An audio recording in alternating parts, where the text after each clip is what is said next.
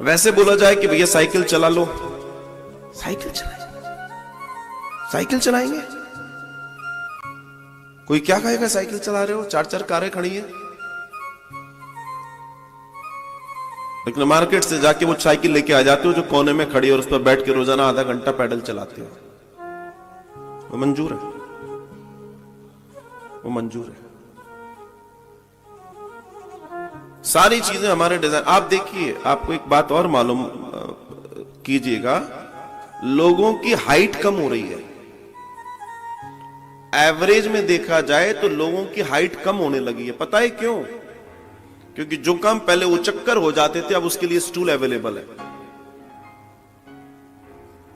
जो बच्चे पहले लटका करते थे अब लटकना तो बंद हो गया, अब तो चटर पटर शुरू हो गई मोबाइल पे। तो ना वो बढ़ रहे हैं ना वो घट रहे हैं, वो तो जैसे हैं वैसे हैं।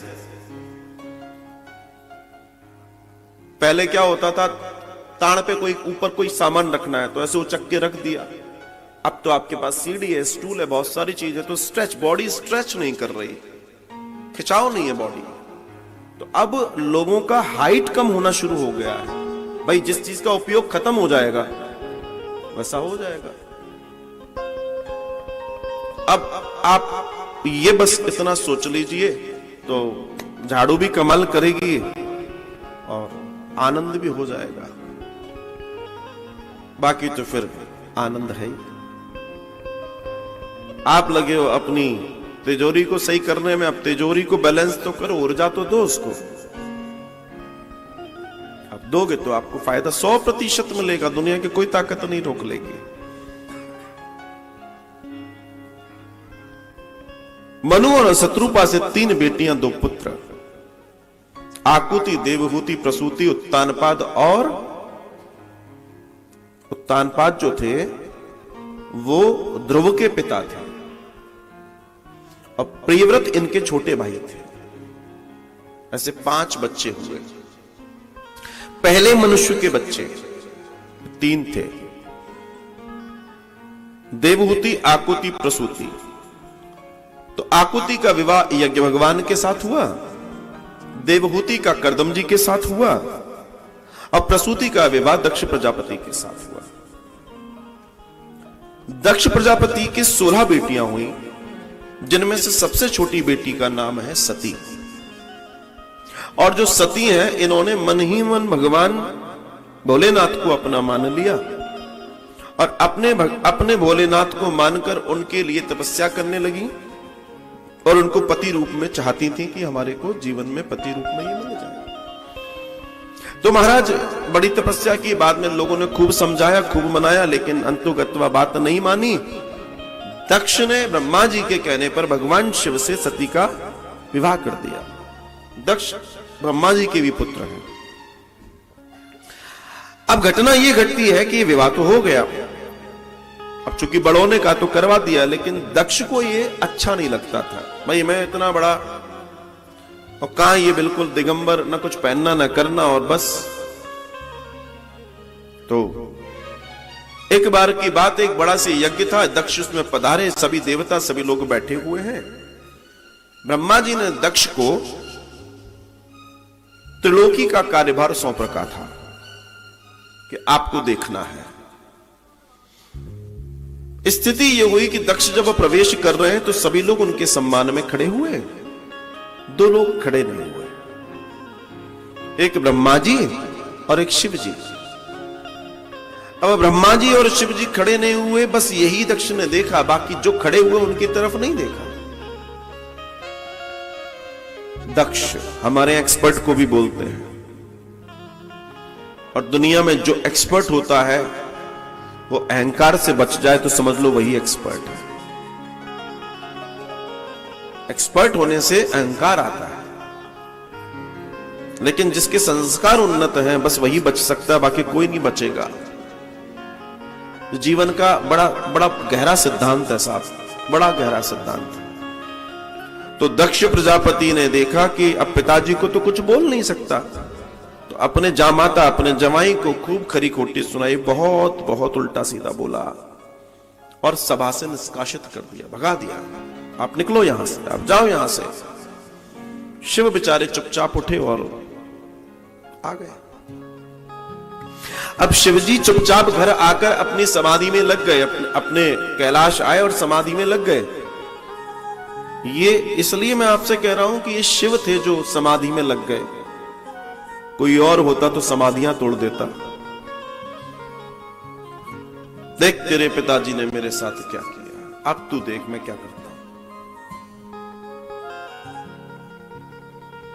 लेकिन शिव से सीखना है कि पुरुष को जीवन कैसे जीना चाहिए। शिव ही सिखा सकते हैं, कोई और नहीं सिखा सकता।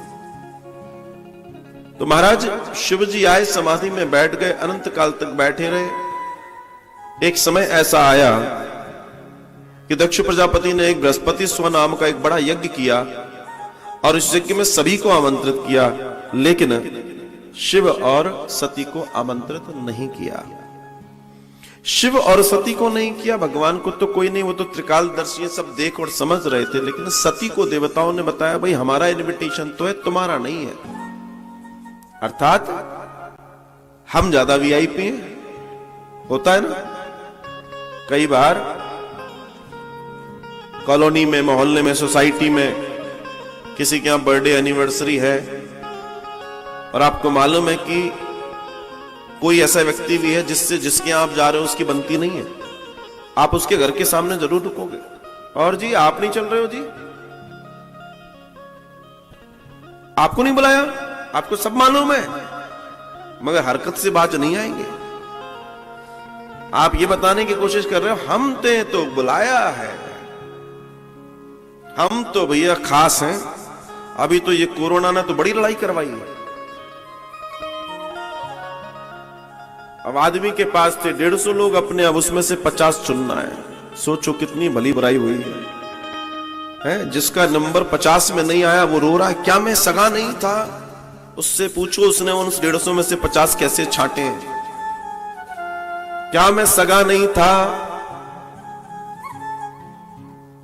तो ये समझना पड़ेगा। तो सती को जब ये मालूम पड़ा, दौड़ी दौड़ी आई अपने श्रीमान जी के पास, और श्रीमान जी के पास आकर कहती हैं सुनिए। भगवान शिव ने आंखें खोली, बोला देवी बोलो क्या कहना चाहती हो? तो भगवान शिव से कहती हैं कि आपके ससुर जी ने एक बड़ा भारी यज्ञ किया है। ये देखो स्त्रियों की, ये नहीं बोला कि मेरे पिताजी के एक बड़ा प्रोग्राम हो रहा है, आपके ससुर जी के यहां साहब, आपके, मेरे तो बाद में, मेरे लिए तो पहले आप हो, उसके बाद दुनियादारी है। संबंध जोड़ दिया, आपके ससुर जी के यहां बड़ा भारी यज्ञ हो रहा है। लगता है जल्दबाजी में, बहुत सारी भीड़ में या कुछ में हम तक इनविटेशन नहीं आया, निमंत्रण नहीं आया, तो क्यों ना हम और आप वहां चलें। भगवान शिव मुस्कुराए। अब उनको मुस्कुराहट इसलिए आई कि इसको समझ में नहीं आ रहा क्यों नहीं बुलाया। ये सोच रही है वैसे नहीं बुलाया, असल में ही नहीं बुलाया। और होता है कई बार ऐसा। अच्छा ऐसा भी नहीं है कि जो सती सोच रही है वैसा नहीं होता, ऐसा भी होता है। कई बार बड़ा भारी प्रोग्राम है, दुनिया को काट दिया है, पता पड़ा सगी बुआ को काट नहीं गया, और फिर फूफा जी का गुस्सा, जयराम जी की। इसलिए जब घर में कोई आयोजन हो, कार्ड लिखे जा रहे हैं, तो सबसे पहले बड़े जीजाजी और बड़े फूफा जी का नाम लिखा जाता है। बोला इनका पहले लिखो। अगर फूफा जी फैले तो जीजा जी भी नहीं संभाल पाएंगे, और जीजा जी फैले तो फूफा जी। इन लोगों की बड़ी बड़ी वो भी होती है। बारात ले जाने तो साहब, कोई बारात जाए, जीजा और फूफा का जितना आनंद होता है उतना दूल्हा बुला का है, वो तो पीछे का आदमी है, हटा उसको। कई बार उसको भी इनके चरण पकड़ने आना पड़ता, साहब समझ लेना, साहब कृपा कर देना साहब, क्योंकि इनको सब, इन दोनों को मालूम है। देखो हर व्यक्ति फूफा और जीजा है ना किसी का, और इन दोनों को मालूम है कि हमारी पूछ वैसे तो होती नहीं है। यही एक दो पॉइंट है जहां होगी, अगर हो गई तो ठीक है, यही मौका मिला है, यही चौके छक्के लगा लो, वरना तो पवेलियन के बाहर खड़ा कर दिया जाएगा, जाओ कोई आए तो पूछते रहना क्या है क्या नहीं।